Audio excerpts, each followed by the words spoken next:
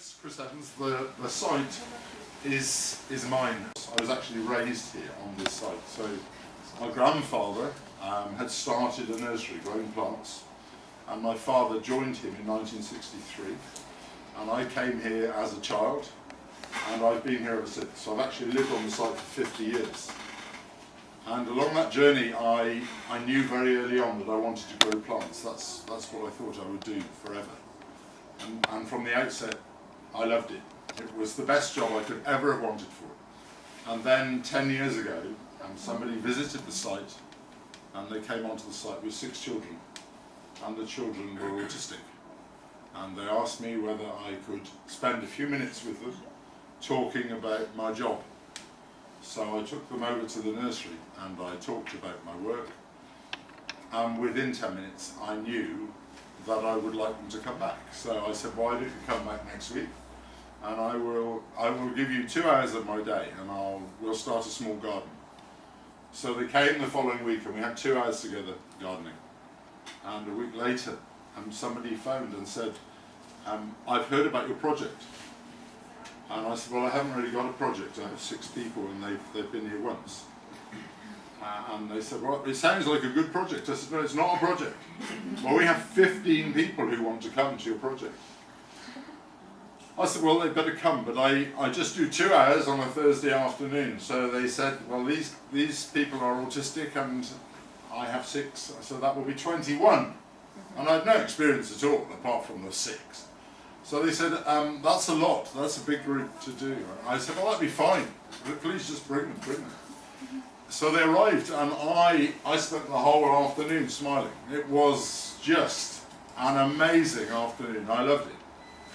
But the following week somebody phoned and said, I've heard about your project. And they said, we wanted to bring some more, and these are adults, but they have mental health issues. So we wondered if they could come, and I said, yeah, that would be fine, they could come Thursday. And where once I would work with a small group, I now spend my entire day going from one end of the site to the other end of the site, making sure that people are safe and that they're okay and they have things to do.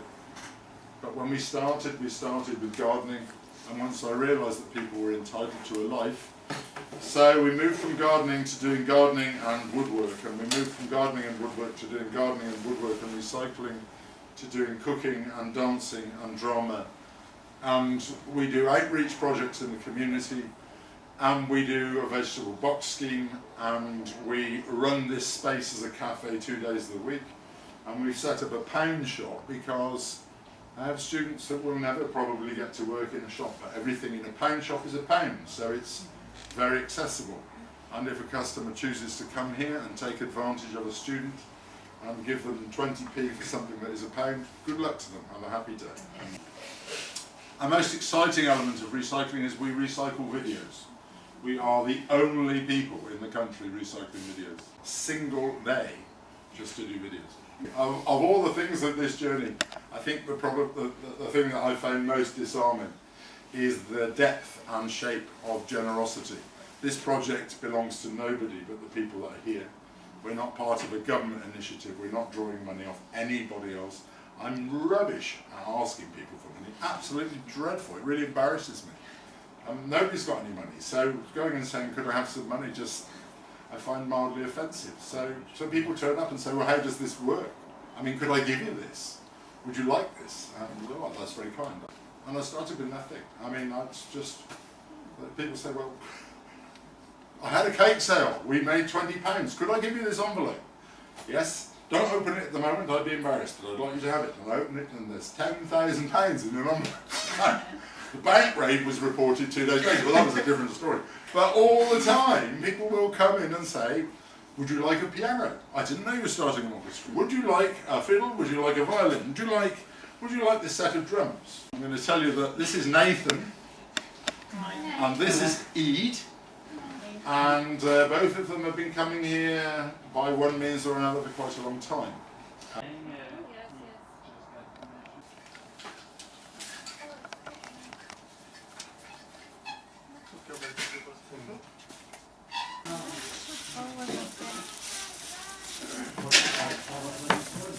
You're not allowed to put the big bits. No, no. Oh, is that how you do it? Oh.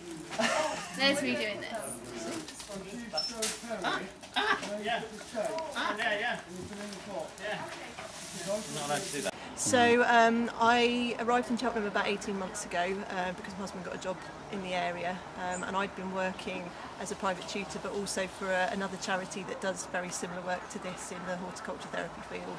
So I was looking for something to do and kind of stumbled across this place. And since I've been here, I've been involved in setting up a wholesale shrub nursery project in which the students are involved in growing shrubs that we buy in as rooted cuttings and potting them on and preparing them and getting them ready for sale, and then we wholesale them out to other garden centres.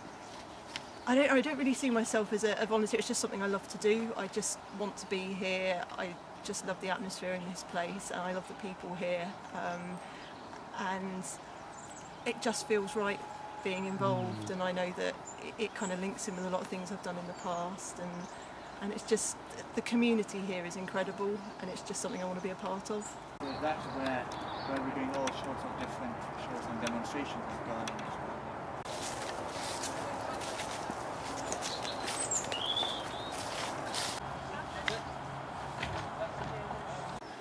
What I do, I'm very flexible with what I do, because I've come here for such a long time. Chris has gained my trust, he knows he can trust me, and therefore I've covered lots of different things, giving tours, helping groups out from schools, just watering plants at the end of the day to stick up at the shop, ready to sell. Here's one big family really, with, like I said, over 150 students come in. You'll have a friend anywhere you go, and they'll help you no matter what. And from a volunteer perspective, even though you don't get paid, you get the pleasure of helping others or making new friends and gaining that confidence that you might not have had a couple of years ago if you was at school, to maybe do a speech up in front of a class of over 25.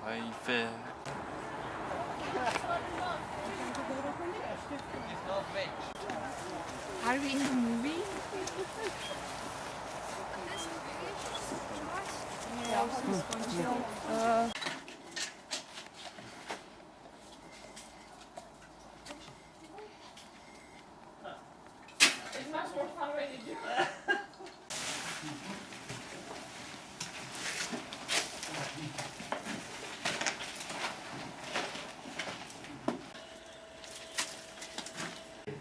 We have an ethos with our work ethic that is to do with, we will get things done. The coercion is passive. In a group of 5, 3 people decide that they're ready to work and 2 people want to drink another cup of tea, but inside of half an hour 4 of them have gone working and there's 1 left behind, and by lunchtime he'll have done something. So I have a very good man, and I say I know this man would make a very good gardener. He could do a gardening job properly, and I know of a company. So I phoned somebody in the company, I said, this man is really good for this job. I can tell you that he would be the best you'll get. And he says he will need to fill the form and come for interview. I said, it's a waste of time. I will fill the form with him. I know what you're asking him to do. I'll fill the form with him. When he comes for interview, only 1 person. No. We work with a panel of 3 for interview. I said, he'll get to your interview, won't say anything. So we send him for interview. They phone me, they say, no good. He didn't answer a question. And so I phoned them back. I said, this boy, he's now going to be with you on Monday as a volunteer. They said, what do you mean? I said, you start work at 7 o'clock. I'll pay his insurance. He'll be with you at 7 o'clock in the morning, and he'll work as a volunteer for a whole month. Every morning, at 7 o'clock, he was there. They started using him. At the end of 4 weeks, they came to me. They said, this is very embarrassing, really. He was the best. We didn't offer him the job, he was the best. So we just came to thank him. So I'm sitting there with this student, and they said, we just need to thank you, and we wondered whether you would be prepared to come next week as a volunteer. And he said yes. He said, I'll come next week as a volunteer. And they said, well, we lied about the volunteer. If you come next week on Friday, we'll give you £230. So he started work with them. But you've almost got to bully. The system is wrong.